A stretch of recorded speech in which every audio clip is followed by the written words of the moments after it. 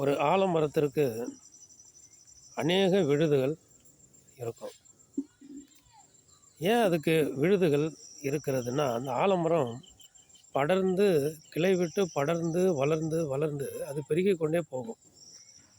அதை தாங்கி பிடித்து கொள்ளும்படியாக, காற்றிலே முறியாமல் இருக்கும்படியாக அந்த ஆலமரத்திற்கு ஆண்டவரால் கொடுக்கப்பட்ட விழுதுகள் இயற்கையாகவே அதற்கு வரும்.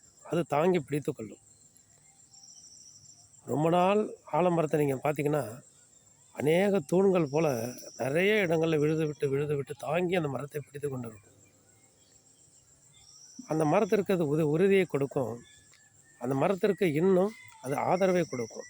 அது முறியாது, அது ஸ்ட்ராங்காக உறுதியாக இருக்கும்.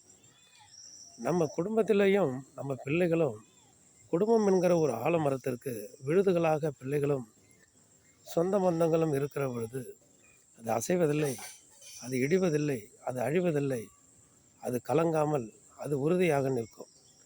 அப்படியாகவே கர்த்தருடைய ஆலயத்தில் ஊழியத்திலும் தேவ பிள்ளைகள் ஒரு ஊழியக்காரருக்கு உறுதுணையாகவும் அவருக்கு ஆதரவாகவும் ஊழியத்திலே தன்னால் முடிந்த ஊழியத்தை செய்கிறவர்களாகவும் ஆலமரத்தின் விழுதுகளைப் போல தாங்கி நிற்பார்களானால் பரலோக தேவனுடைய ஊழியத்திலே அவர்களும் பங்கு பெற்றவர்களாக, அந்த ஆலமரம் என்கிற பெரிய ஊழியத்திலே அவர்களும் பங்குள்ளவர்களாக கட்டாயம் பங்கடைவார்கள் கர்த்தருடைய சமூகத்தில்.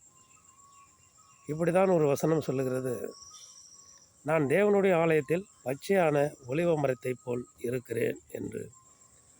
ஆலமரத்தின் விழுதுகளைப் போல இருப்போம். ஆன்மீக வாழ்க்கையிலும் ஆலமரம் என்கிற ஒரு குருவிடம் சீஷர்கள் அந்த விழுதை போன்று இருந்தால் அந்த குருவுக்கும் அது மகிழ்ச்சியை கொடுக்கும். ஆமென். அல்லேலூயா.